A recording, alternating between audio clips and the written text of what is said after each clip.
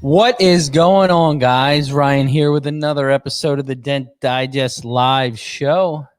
Thanks for joining me on this lovely Thursday evening. We've had some really good weather the last 2 days. I mean, the guy that I have on here, I was talking to him the other day, and he's like, man, I'm in a T-shirt and shorts. And I was like, dude, I just had to shovel my driveway. So, you know, the love is real. So, but we're getting there. We're getting there. Hey, today was I talked to Matt Boyette. He's like, man, it's amazing out. And I was like, yeah, it's 53 degrees here. It's amazing. It really is good. I'll take 50-degree weather over what we've had. So hope you guys are enjoying your evening. Thanks for joining us. We've got a pretty good show loaded up here, and I think it's a good topic. I get asked all the time, you know, if it can be done, or man, I wish I could do that. Or, you know, a 50-year-old body guy is always looking at me saying, I could do that. And I'm like, yeah, okay. That's why I'm here fixing dents in your fenders that you miss. So, but anyway, got a couple events. We got Dave Stream's dream event that's coming up in April. I know they're putting a ton of time into that and getting it. It looks like an epic, you know, virtual event. Sign up soon. His discounted rate's going to be ending very, very shortly. You also have Crystal Ellison is having her workshop, and they're adding some really key guests there that I think it's going to be a really, really good workshop. So if you haven't checked that out, go on over to there, give them a check, see if you're interested in their event. And I've got something I want to bring on real quick before we get into the show. And I want to get into this a little bit, but I'm going to bring our guest on first. Get him in here, and we're going to talk about what I'm going to bring on. I didn't bring a whole lot of tools. I actually forgot a bunch, but I have something here, and I want to talk about something. So let's get our guest on here. What's up, James? Hey, what's going on, you guys? What's going on, Ryan? How are you? I'm great. How was your amazing weather in Florida today? I know I laughed when you brought that up because I felt bad. We're chatting on the phone and I'm staring at palm trees and walking the dog. It snowed that day, and like where my shop in my area is, it was barely anything. And then me and you were talking, and we're driving up, and I'm like, oh my gosh, I got a shovel when I get home. There's a lot of snow up here. But yeah, my wife actually shoveled for me. So it was super nice when I pulled up, and I was like, okay. Thank you. Super nice. I always say if I, lived in an area with snow, I would most definitely have a different career. I don't think I fix cars. Yeah, it's not so cold. Bad. You get used to it. You break out that torch and, it's just part of the deal, dude, So I've got a tool here that I did go in and reserve one. I'm super excited. I've been waiting for this thing for a year, and I don't know if you guys have seen it. I hope you have, and I think on this certain type of tool, it's going to be a game changer. I think they've put a lot of thought into it, and a lot of what if type of stuff, and catering it to different scenarios for different techs.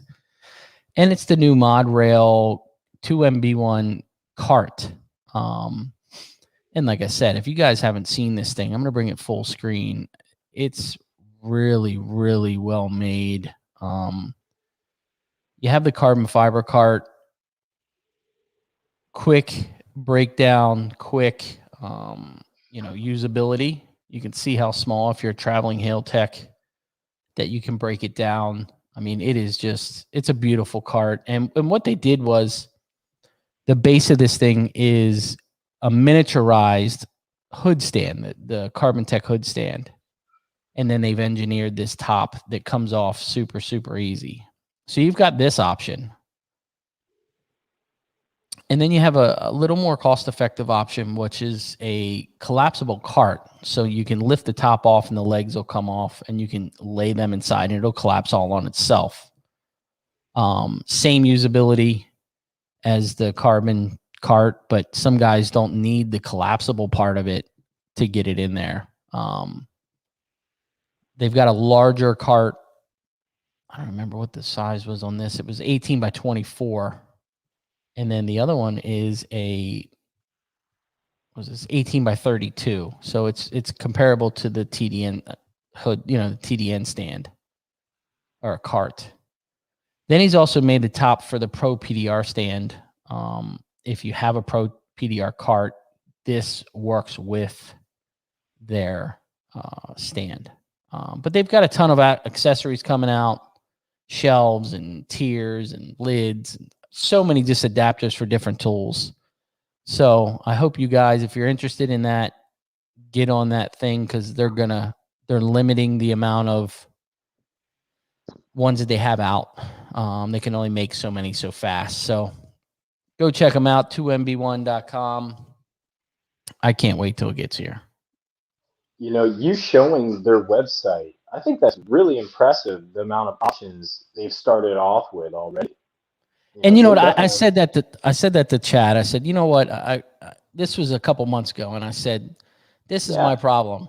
And he goes, what's that? I said, you're building a cart, and it's going to be a higher end cart. Okay, it's up there in prices. We know it's really good. I mean, the Carbon Tech hood stand was, I think, $1,100 or whatever, and it's fantastic. And I'm not a hail guy, but it is a fantastic hood stand. I take off more doors and more hoods than I ever have before, just because of that stand. But what I said to him originally, those guys think completely out of the box.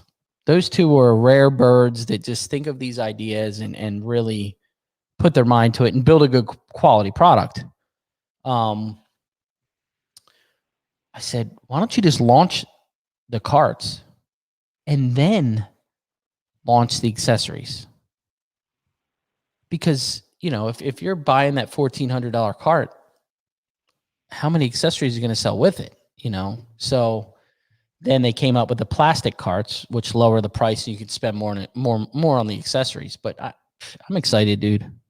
I'm excited. Yeah. I reached out to him yesterday. I said, bro, I'm just texting you my credit card number.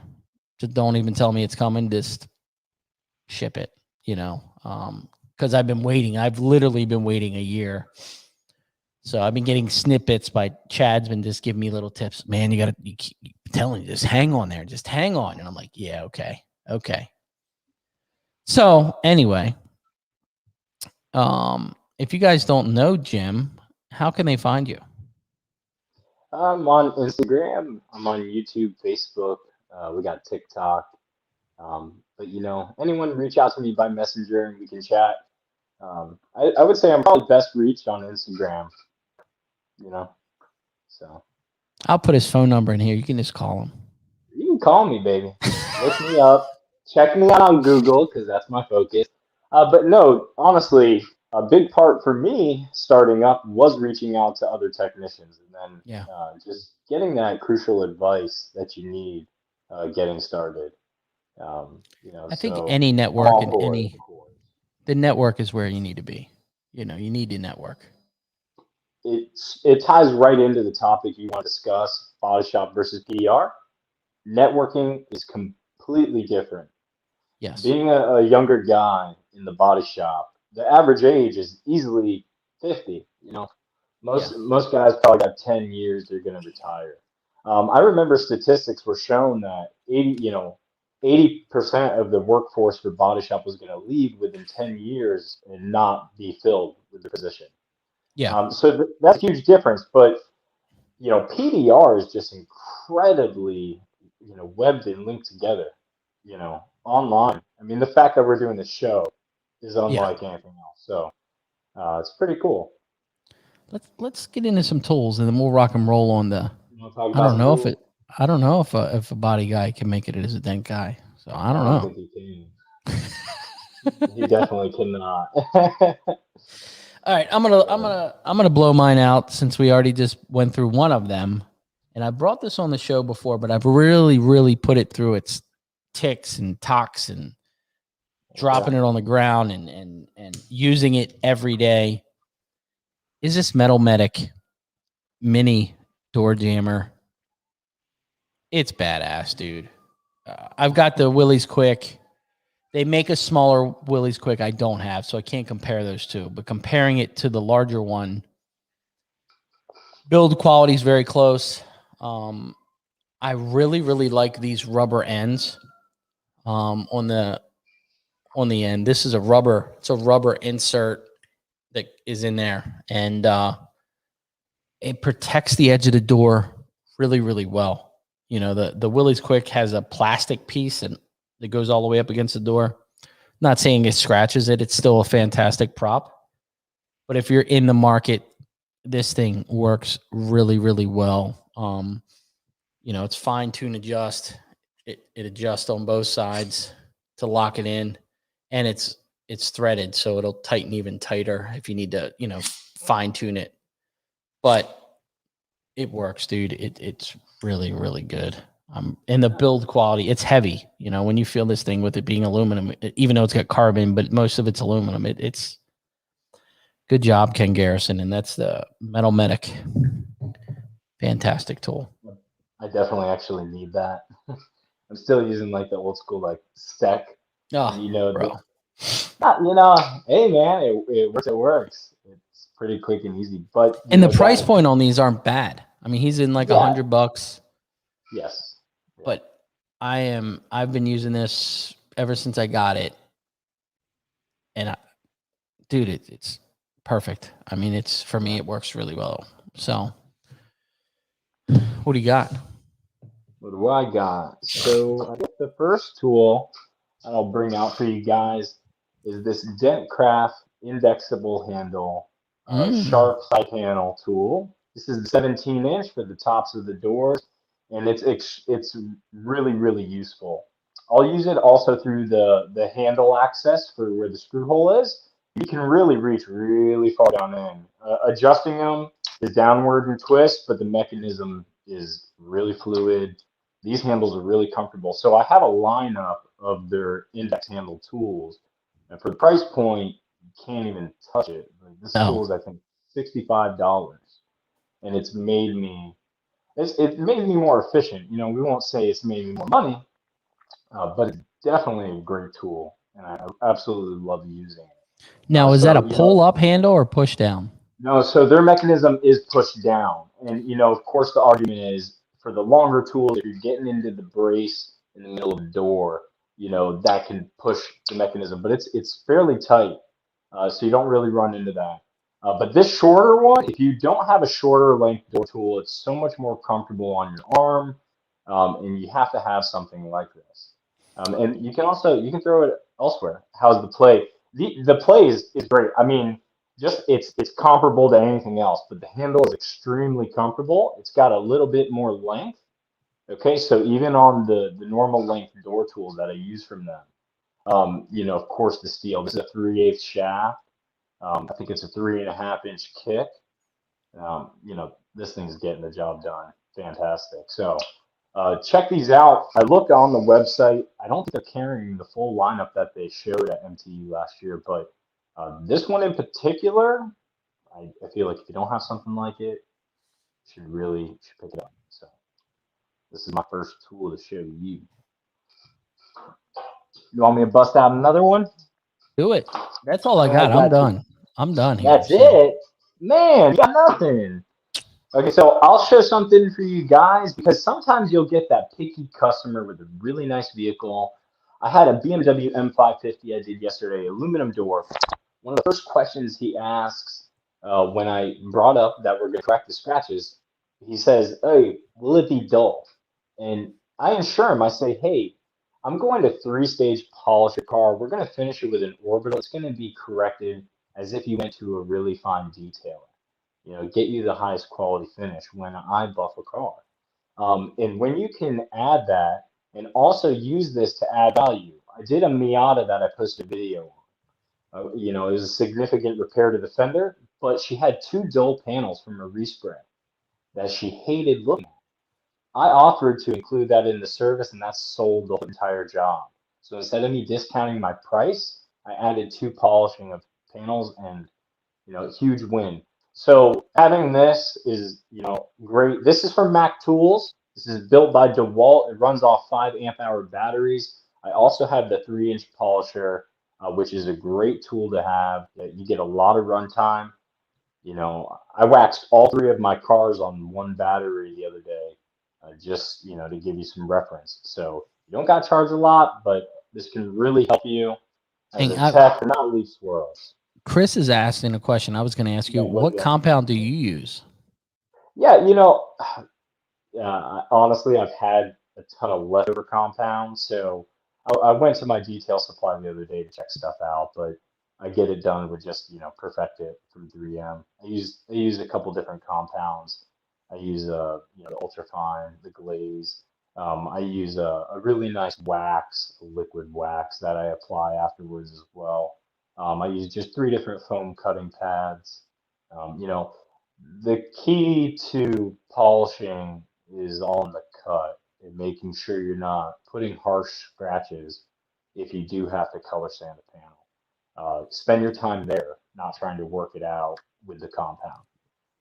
You know, I think I've been that, using McGuire's, was it? Yeah, it's McGuire's M100. okay.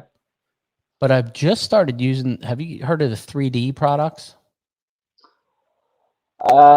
Possibly a long time ago. Honestly, I never really nerded out on compounds. I've gotten a little bit more into trying different pads and things like that, but I mean, I've been using 3M, and I used to use McGuire's. What was it called? 10 years ago. But I mean, I've been using the same compound for like 10 years. You know. The 3D, and it's Yeah. crazy because I'm connected to a chemical guy's store. My shop is literally connected to their store, and I don't use Yeah. their compounds. But the Sure. 3D, I feel like it doesn't fill the scratches. It really does a good job of breaking them down and polishing them out.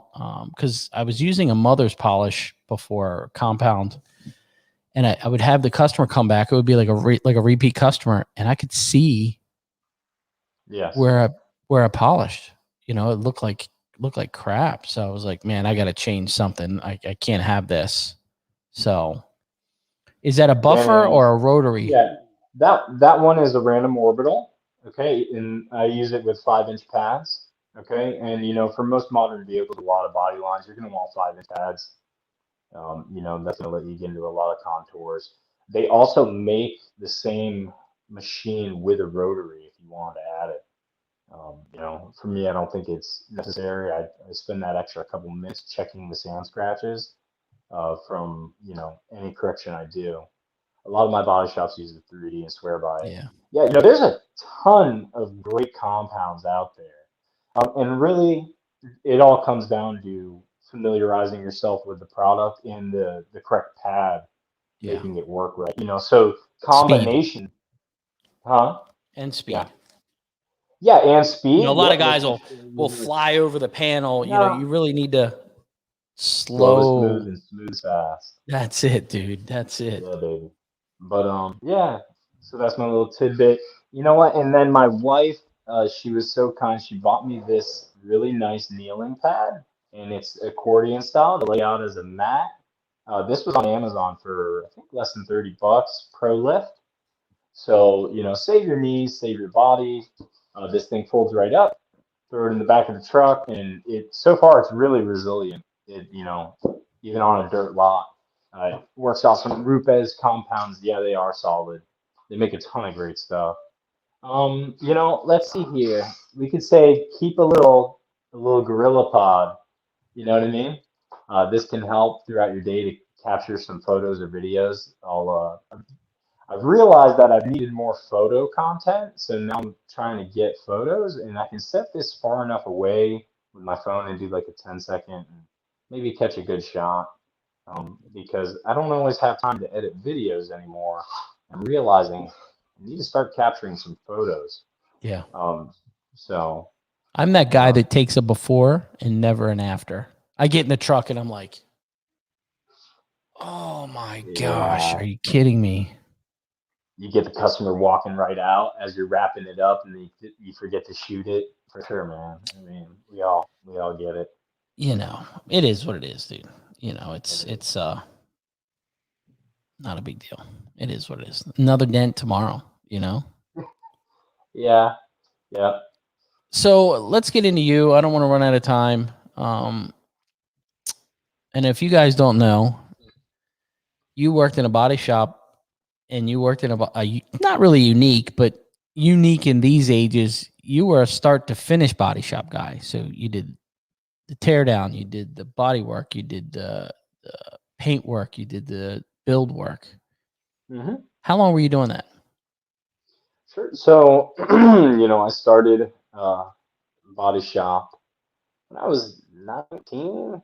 I'd say I dropped out of high school. Kind of thought I knew what I wanted to do. Got my first job at a restoration shop. Did that for a couple of years, transitioned, worked my way into a dealership, which is actually a funny story. I got hired to do a Volkswagen van with a 800-gallon fish tank in it for Fish Tank Kings on National Geographic, and that's the project I got hired for. And it was a huge moment of my career getting started in the body shop world. So that landed me the position at Ford. I built it for Ford, and the boss seen a lot in me after doing the project, kept me on as a tech. I was lucky enough that I came across some great mentors in the body shop world, notably Gil, and I worked with him for 4.5 years or so. I stayed at Ford for 6, and that was big. I really grew into myself as a body man. I was really working full time as a body man and structural technician. But right from the beginning of my career, I was taught that you kind of needed to know it all. So, I was Yeah. already doing all the functions within 6 months, all of it. So I continued to progress as a body man. I knew I needed to leave to grow. I ended up leaving and going to a high production shop in the local area that worked for 7 different dealers, all the Highline cars basically in the area, and really busy shop. And right away, it was a total difference. I went there so that way I could paint because I needed to do something a little different. I needed to do something easier on me. I love painting cars as well. So I filled the need as a combo guy. And, how many techs did we have at the time? It's like a dozen. 6, 7 guys painting in 3 booths. It was really, really busy shop. Um, and Would you really, rather do body work or paint? would I rather paint or do body work? I would rather be painting full time, but the chemical, truly, the thing that I always downplayed was the fact that the chemicals, they really are, they're gonna kill you. I mean, it's straight up. I got further along in my career that, the amount of volume I was doing and the amount of cars and everything like that, it affects you. Were you Definitely. guys waterborne or still solvent? We were using solvent there. I'm certified in water and solvent. I can do both. But yeah, we were using solvent. It's faster. Deltron, PPG. So, I still loved doing body work. I I got tired of doing the heavier stuff, cutting quarters and doing anything more structural. And I was really happy with my actual tech position there, let's say. So, uh, I And guess we, really, yeah. in the industry, we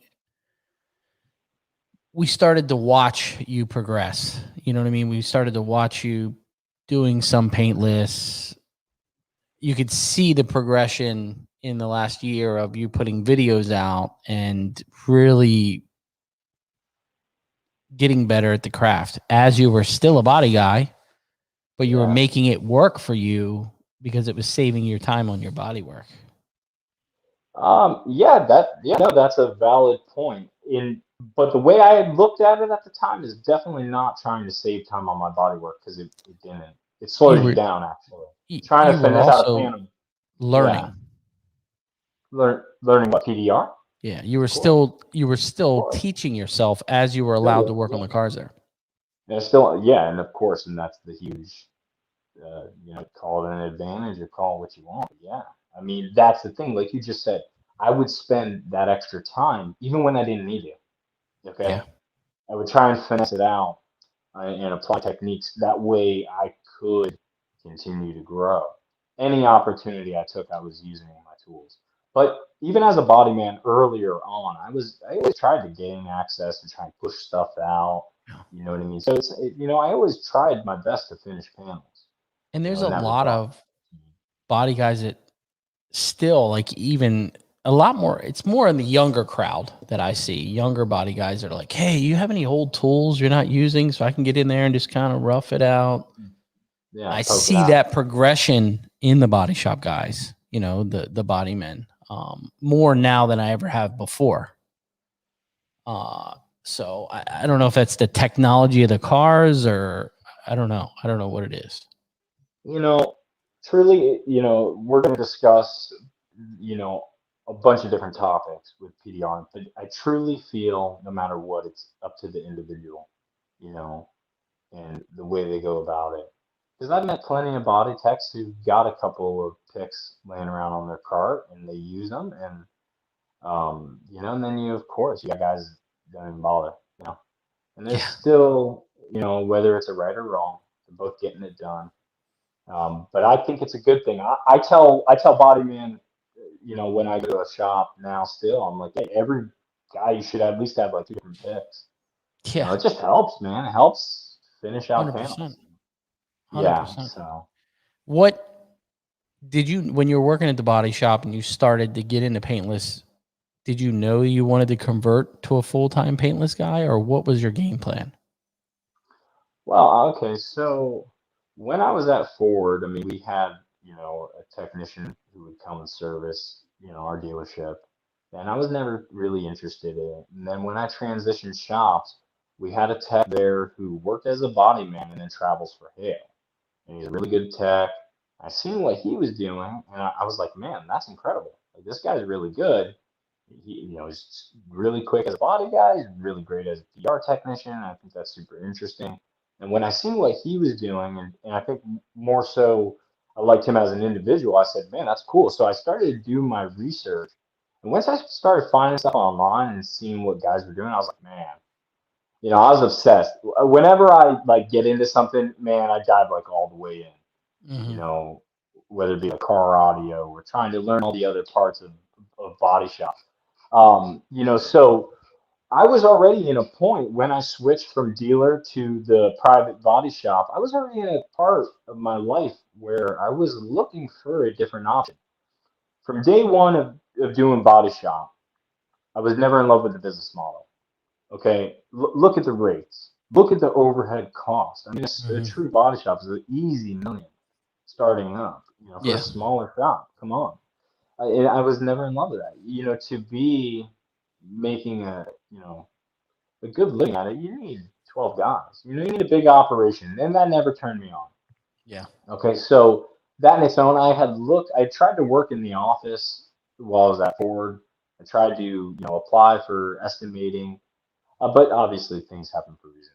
When I moved on and I seen him, I was like, man, I gotta teach myself that.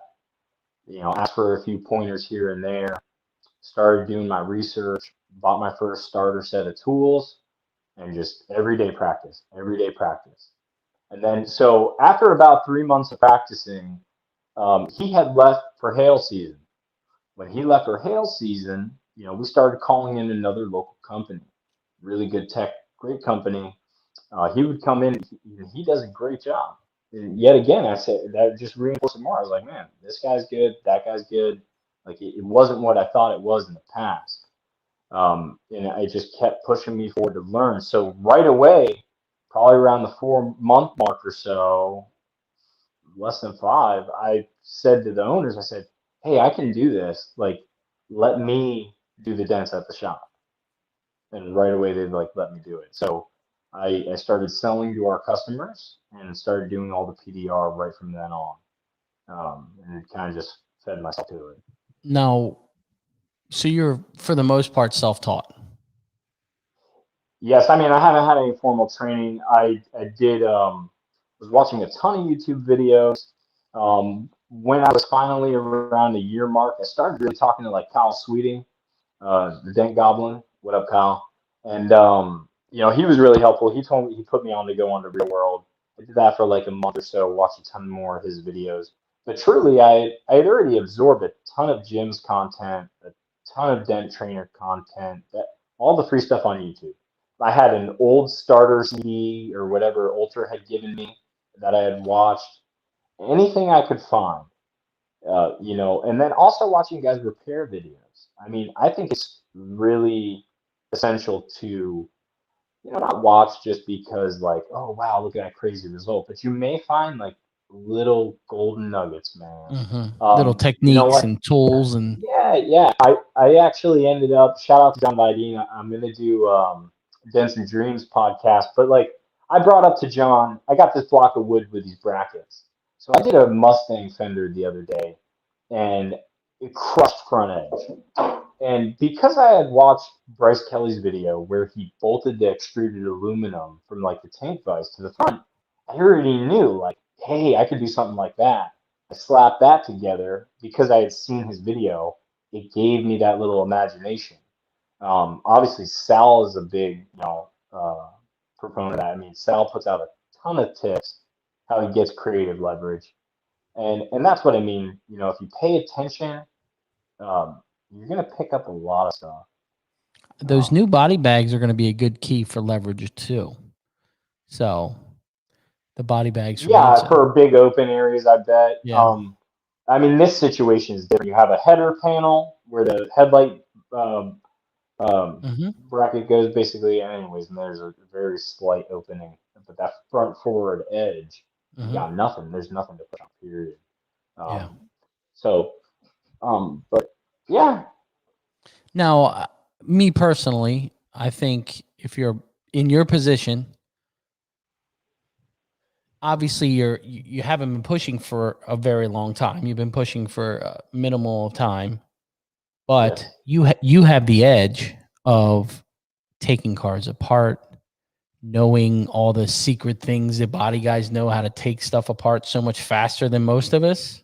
So I think on that end, you have an advantage. You know what I mean? Body guys, man, I'll tell you, they take shit so apart. I mean, Shane and I had a brand new 2021 Ford Explorer today, and it took us 30 minutes to get the trim panel off.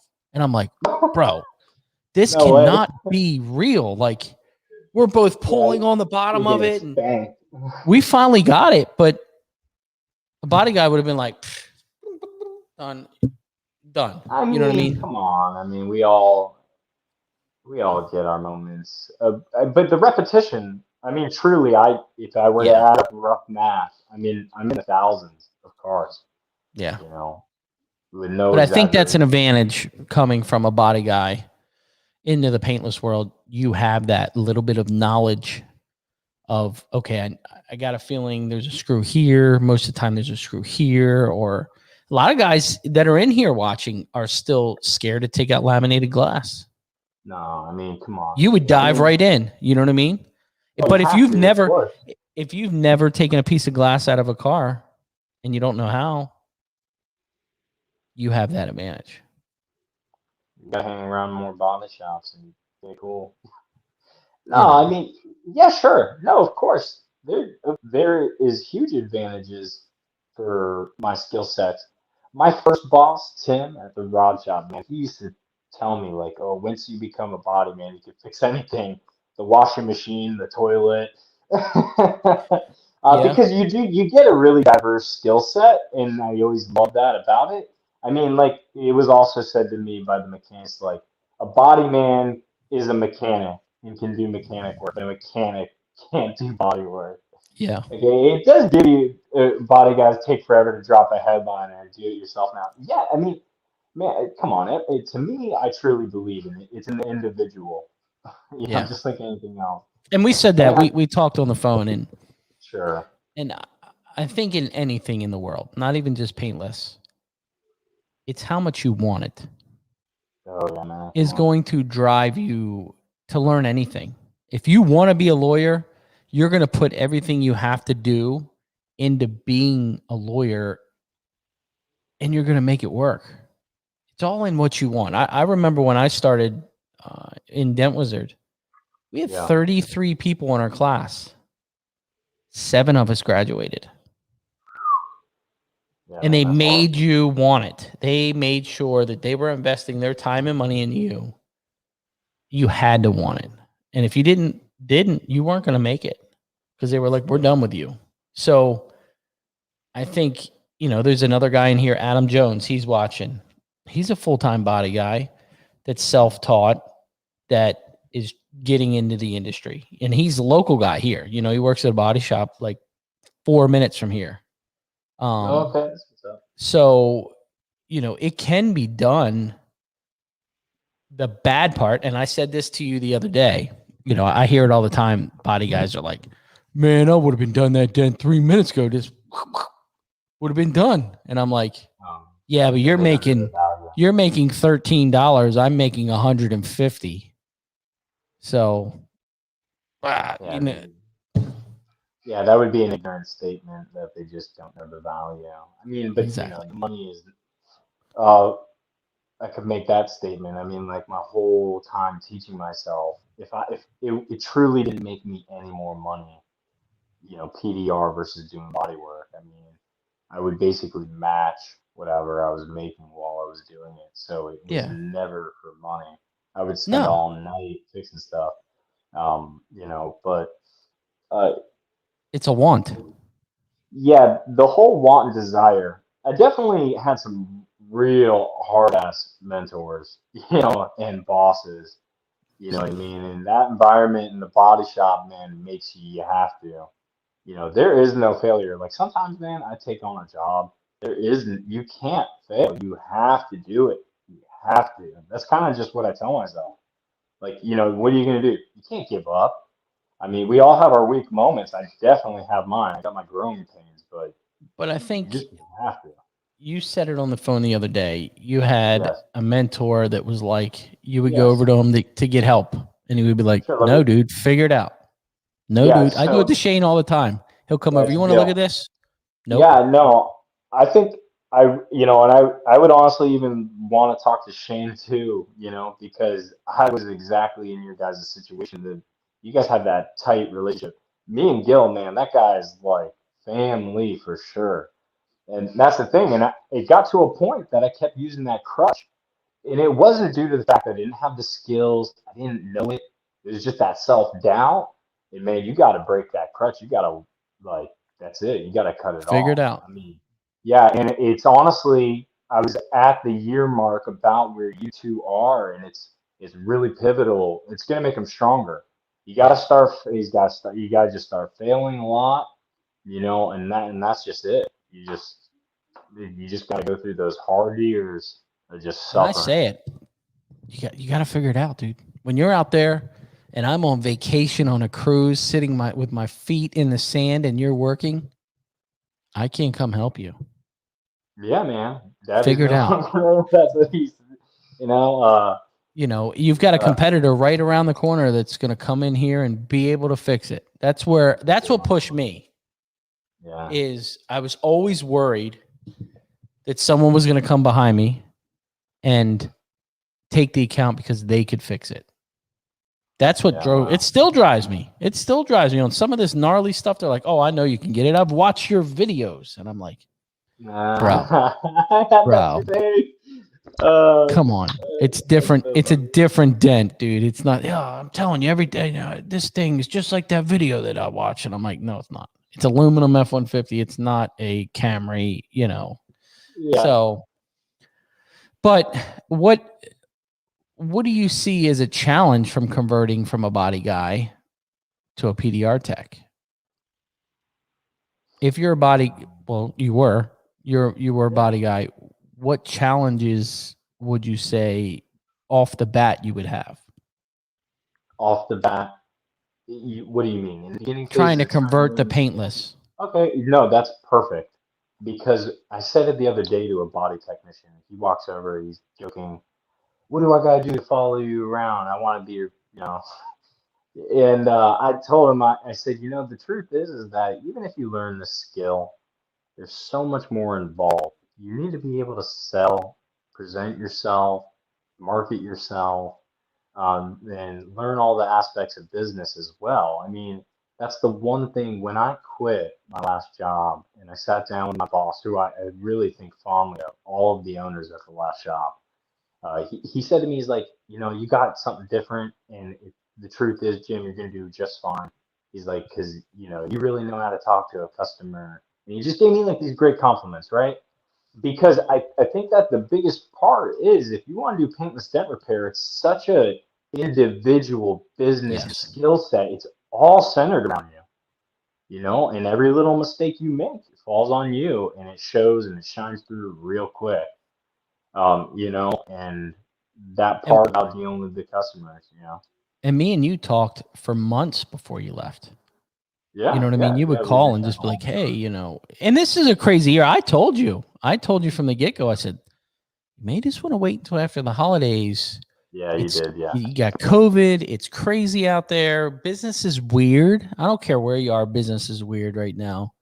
But you know, it's tough. You know, it's a tough year. I mean, there's Josh Dragos in here. yeah. What up, Josh? Just he's still fresh into the industry. So Literally. it's a tough year for a lot of these guys to grow their business and succeed. And I talked to another young tech the other day, and he's like, "Man, I'm just struggling. I'm so struggling. It's not what I thought." And I said, "Hold on." He's like, "What?" I said, "You can't take last year and the beginning of this year and base your business on it because it's not like any other year that's ever happened. You need to just work through it and grow from here." Right now, most businesses are you're not at the bottom. I had a great year last year, but you can only go up Cheers, from this point. cheers to that. Do you know what I mean? You can't, it's not, you got businesses shutting down. You have people with less money. You have people not driving. Some of the dealers aren't selling as many cars. So it's a lot of variables here. And I really think you can't base your business on these first couple years if you just started. You know what I mean? You really, it's kind of, Yes. you're kind of handicapped. You know what I mean?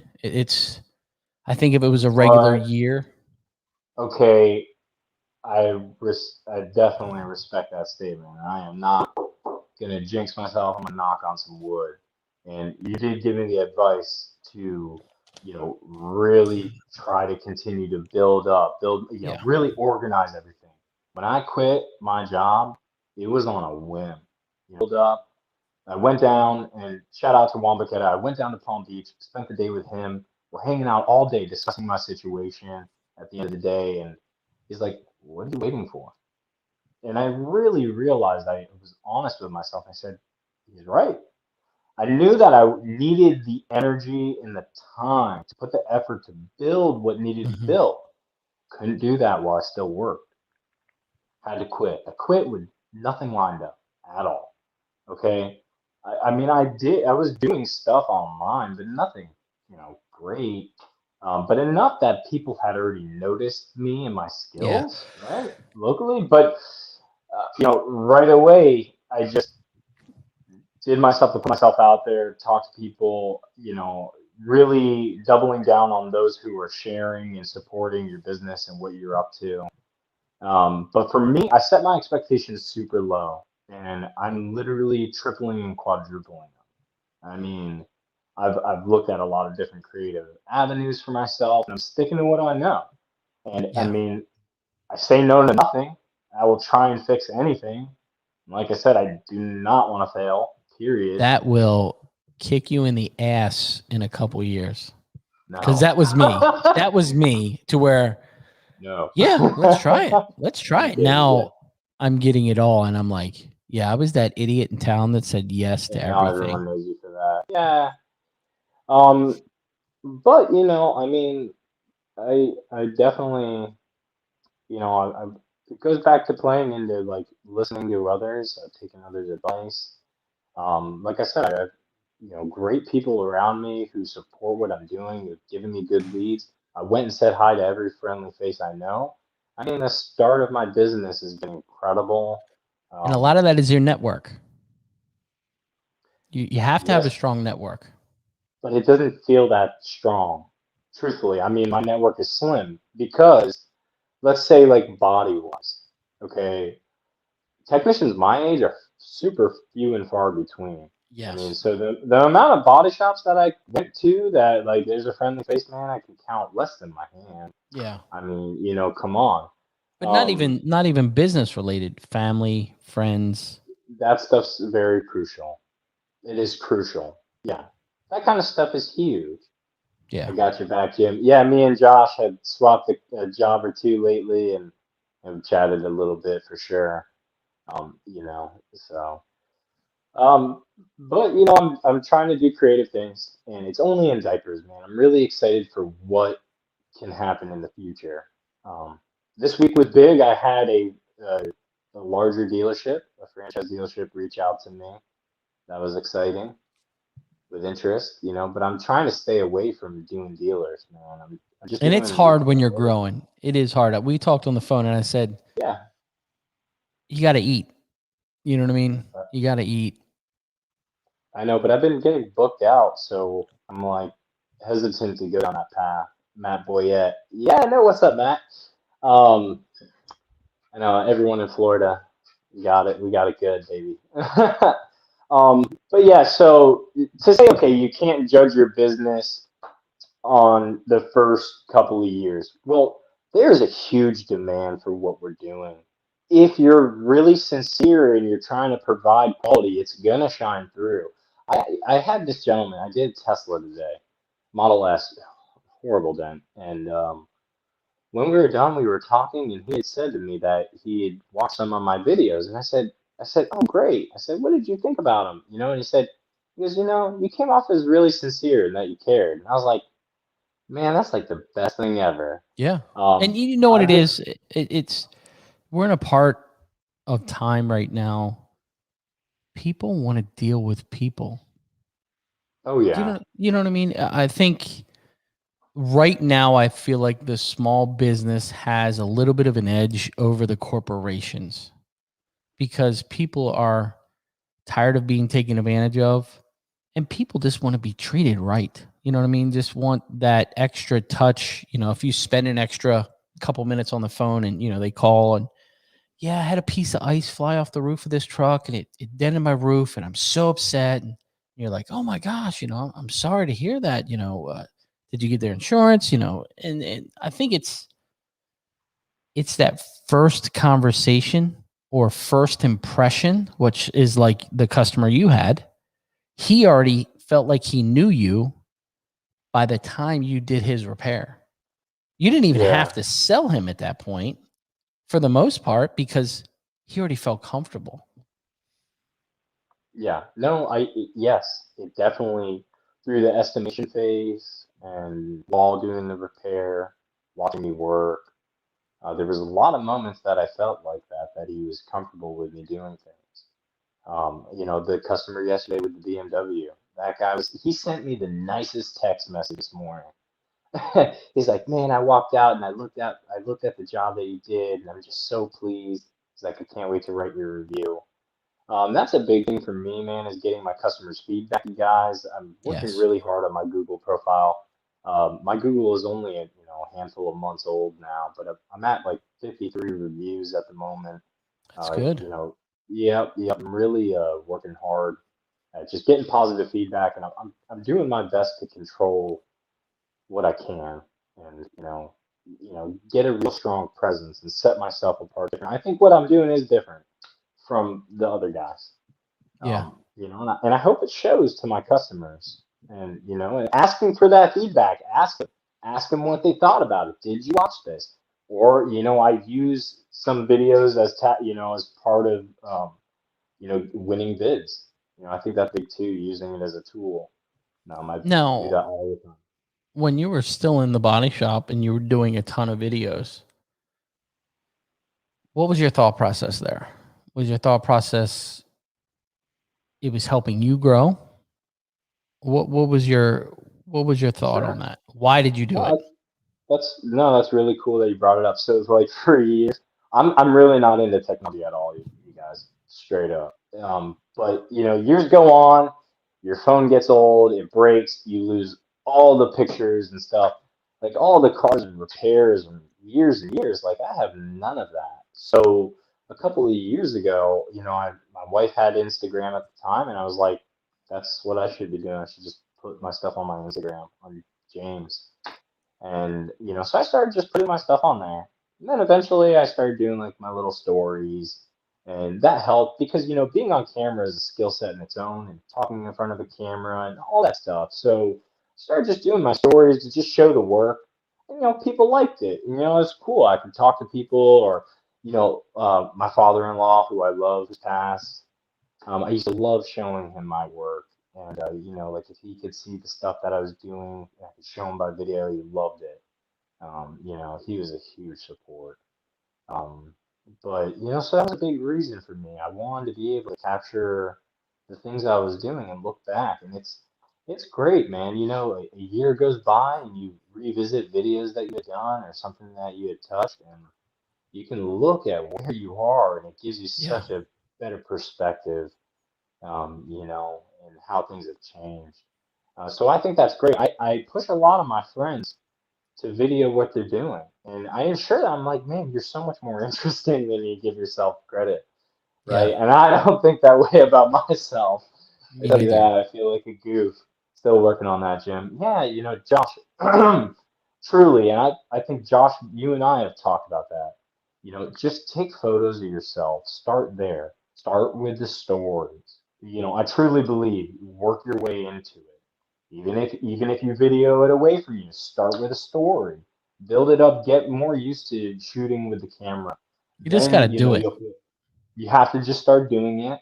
Start simple. Don't try to like edit videos, that kind of stuff that takes a lot of time and thought. Just do stories, put stuff out there.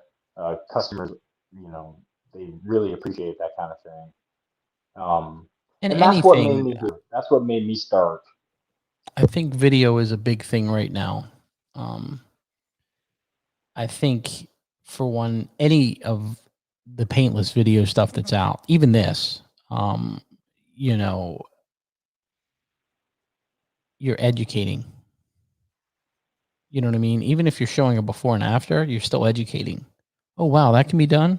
I never knew that. Yeah. So the video and stuff, it comes with time. I mean, I did a live show for 2 years before I started Dent Digest.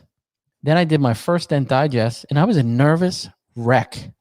I look back when we were in quarantine, and I was like, man, why was I so nervous? You know what I mean? Like, what the hell were you thinking? Like, come on. But That's me right now. it just takes time. You know what I mean? It It just, does take time. It does take time, for sure, for sure. But it's something that you should do for yourself. Invest in yourself. I think it would even bring more confidence in yourself. But as using video for a tool, today I got referred over to do a Hellcat 8-inch crease in the door. Nasty. Guy's like, oh, can you do it? Can you do this? Whatever, whatever. I said, you know what? Let me grab my iPad. I pulled out a video of just a blasted car because I told him, I said, I assure you this is going to come out great. And, once he's seen that, no problem. The BMW was educate on the process. The M550 I mentioned, I had sent him a link to a X3 door that I did. Aluminum door, full disassembly of window, carrier plate, everything involved. I sent him that to ensure him as well, that we're going to, fix his cars, in that manner, taking the extra steps. And he loved it, and he loved watching when I was doing it, and he's like, wow, you know, you're taking so much more time to fix this, But showing the process and education is key. beyond valuable. Oh my Yes. gosh. Oh Mhm. my gosh. There's nothing more powerful than that. You want to And help yourself? it's crazy. I had a customer. I fixed his car twice this year. I just delivered it on Monday, and I told him this is it. We can't be friends anymore. And he looks at me, and I'm like, you can't keep bringing your car in here. It's aluminum Audi. You can't keep. This is the second time. Like, this guy doesn't drive it in the rain.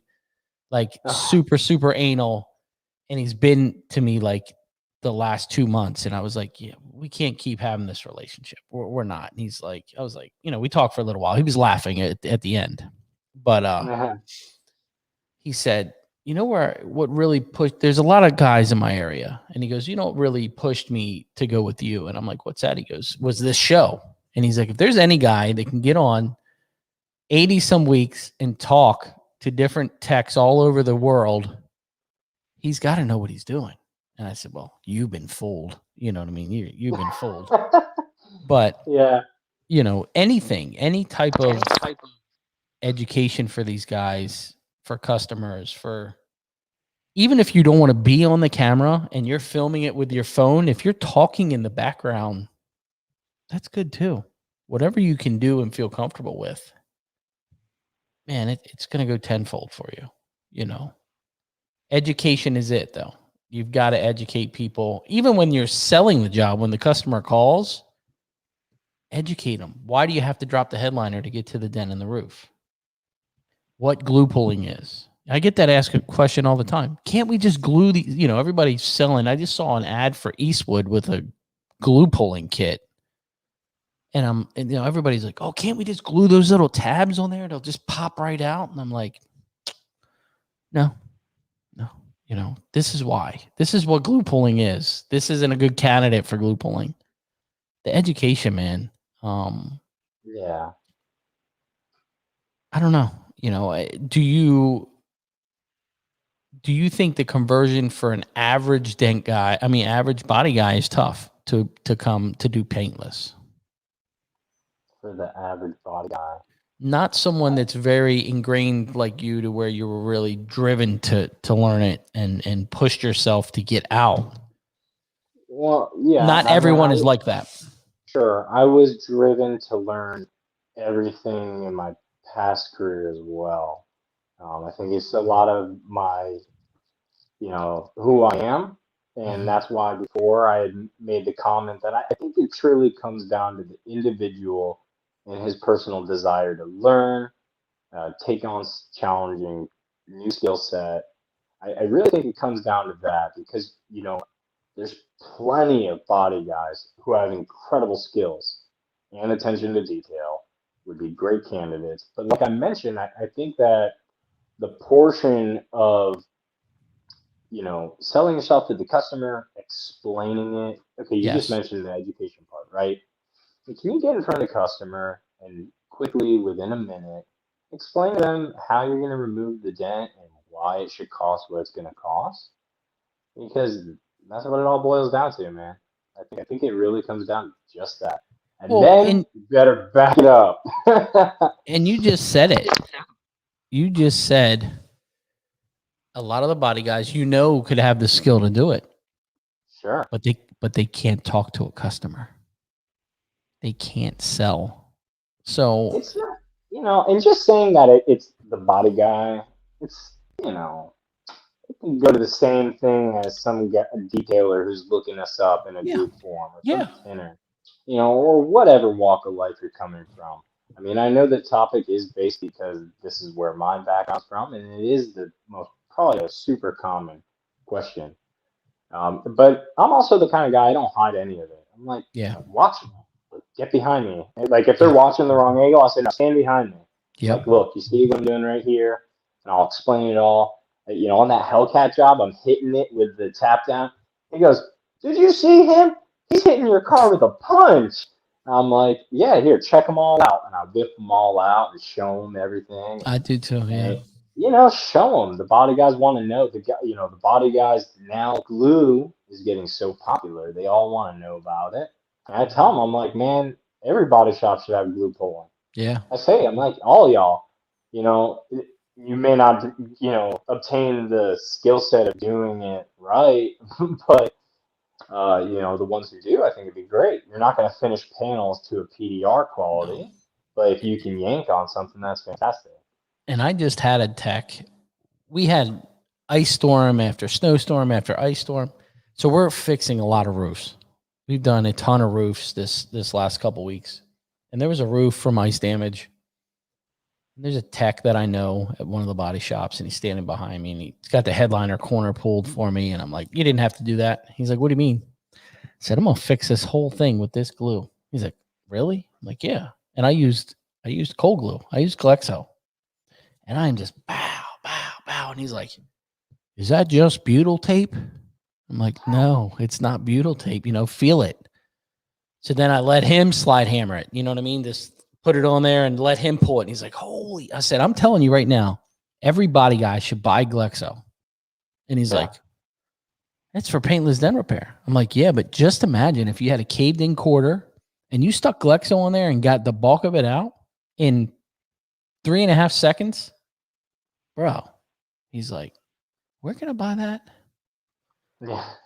Even the body guys, I love taking a body guy, letting him watch and educating him, because at the end of the day, I wasn't worried about him learning paintless and stealing my work.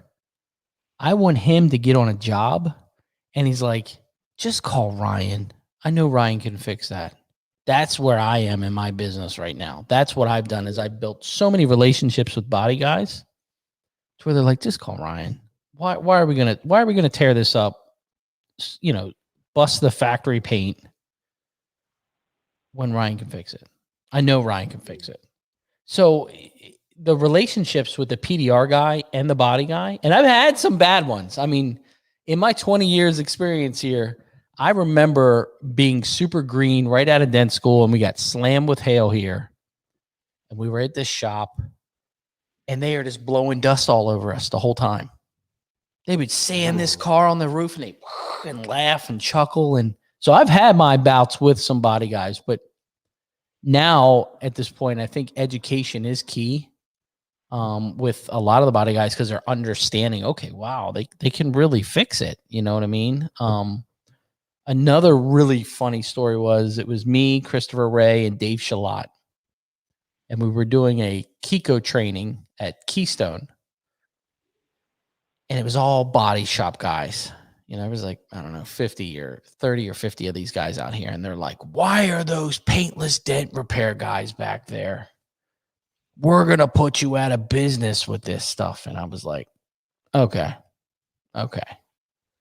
But overall, you know, I think the problem that I have with body guys is I see the 50, 55-year-old body guy that's been doing it for 35 years. They're fantastic techs, fantastic body guys, amazing. And they're like, man, can we sit down and talk? You know, I'd really like to do that. You got 3 kids. You got a big mortgage on your house. It's going to be tough to convert and live. You know what I mean? It's hard. It's easier when you're younger, when you don't have kids and you don't have a huge mortgage, you don't have 5 cars, and you're making 100, 200 grand a year, $150,000 a year as a body tech, and you want to learn paintless. It's hard for them to convert. You know what I mean? Because there's a lot of pressure because of the money, because of the income. Oh yeah, I mean, I know that pressure. I'm young, man. You know, scrapping to where we got right now. You know what I'm saying? Financial. Everyone goes through that. It comes down to your own sacrifices and choices. How bad the desire, and all circles back around. And all circles. How bad you want it? How bad do you really want it, man? Are you gonna stay up all night learning? I mean, because that's what I did. You're gonna stay all night fixing it. You're gonna, comes down to desire and want. And yeah, of course, when you're older, it's gonna be harder. And then you tell them, like, is this truly gonna make you happier? You know, you chase something that you don't love. You know what I mean? But the one thing is that if you did go after it, it wasn't for you, you still go right back into the body. You're right. That was a big point as well. I mean, if I fail at the end of the year, I'm just flat broke and miserable. I can go get a job tomorrow. You have that skill set. Yeah, it's always with me. You know what I mean? So there's that. What tips do you have for a body guy trying to get into paintless? What tips do you have now that you would say, okay, maybe I would have done this differently, or I would have done this? What tips do you have on that? You know, it comes up so often, like when any guy is learning, they're going to need to figure out what tools to buy. Huge selection of tools. And the best advice that everyone always gives, I see the most, is probably to just start with one rod, right? And until you can perfect the quarter-sized dent, that's when you move forward, but really it's repetition and practice.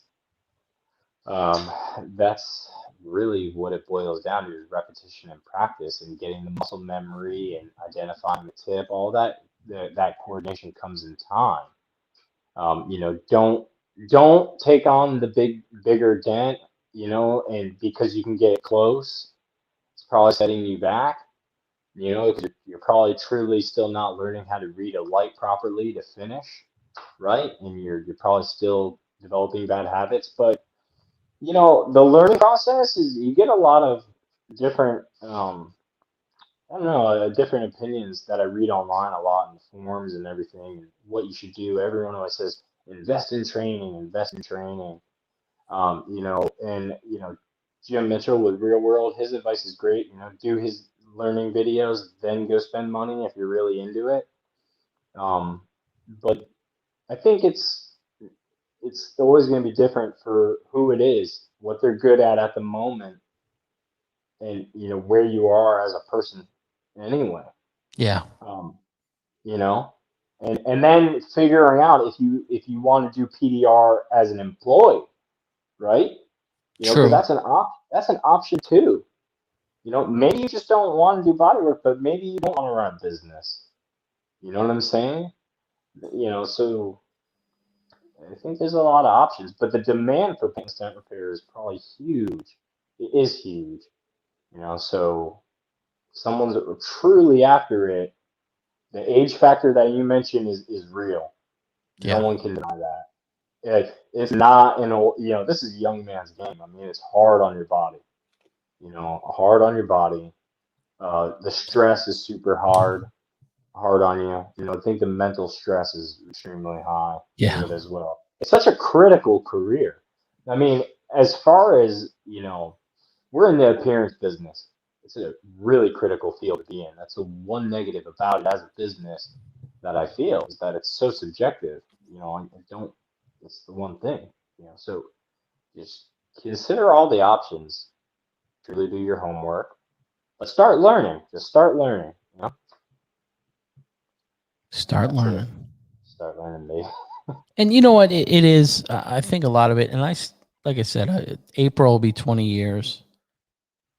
Sometimes a lot of it is mental.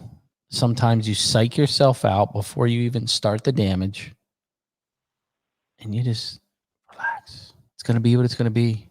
If they're coming to you to have a dent fixed and you can't fix it, they're going to take it to the body shop anyway. They're that worried that they want it fixed. When Shane was first starting, he was so scared and so timid, and I'm like, dude, we're at a body shop. Like, break something. You break the clear, whatever. We're at a body. It's already here. It's already here. Just jump in there. Don't be scared. Well, I don't feel like you should. Well, you shouldn't be working on a customer's car if you have the fear that you're gonna like bust through paint. No. Ugly. I mean, but then you get to the point that you got it where you got it, and you got to keep pushing forward, right? Yeah. But yeah, definitely. I like what you just said.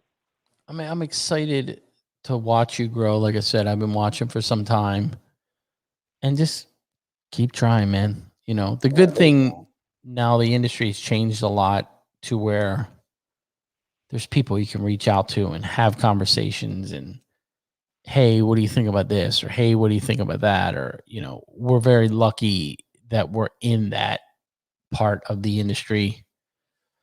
I can only see, the industry growing. It can only go up. I don't know.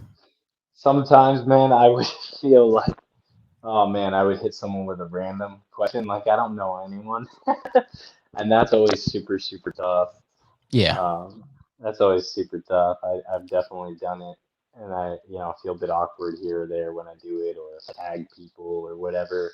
But then I started getting to the point that I don't care as much anymore. Yeah. But I appreciate anything that someone gives to me if you take a moment and chat with me or whatever the case may be. Man. You just have to know that it's making such a difference in what I'm doing. You know, if someone takes the time out of their day to help Yeah. me, you know, you're making a huge impact. You know, and you're truly helping me solve a problem, right? If I'm reaching out to you. And that's what it's about, dude. You know what I mean? It's like why I do this show. Why do I do this show? Just so, for one, there's a community built here now to where guys have built relationships and communicate and enjoy it. The other thing is it's I'm giving something that I didn't have when I was out there. You know what I mean? That I was struggling with no help. When you're out there and you're on a lot, you're working on a car, you feel like sometimes you're on an island all by yourself trying to figure it out. There's nobody there to bail you out. There's no one there to help you. You got to figure it out. So, if you need help, don't be scared to ask. You know what I mean? I'm not scared. I'll tell you that. I'll call someone if I'm jammed up on something. Hey man, what do you think about this? What do you think about that? So That's what I do. I'll shoot a video of it and send it over to someone. mm-hmm. You know what I'm saying? But Well, how can people find you on social media? Where? Facebook, Instagram, YouTube, TikTok. Handles. What's the name? So just so they know. Bones Dent Repair. Bones Dent Repair. That's my Bones Dent Repair. And now, a question I got for you. Yeah. How do you pronounce your last name? Catrombone. Now we're talking really. James Catrombone. Is it really? Yeah, man. My last name's a couple 100 years old, man. Calabria, Italy. James Catrombone. Yep, Catrombone. Get a lot of odd stares. Big family. We're the Brady Bunch of the town, but that's us, man. That's cool. Yeah. Well, I appreciate you coming on, bro. I'm sure we'll talk. We talk every couple weeks. You'll call or I'll call or whatever. And if you guys need anything, make sure you reach out. I appreciate you coming on, and you guys enjoy your evening. Have a great one. Yeah, thanks everyone for tuning in, man. Appreciate everyone. See you guys. Bye-bye.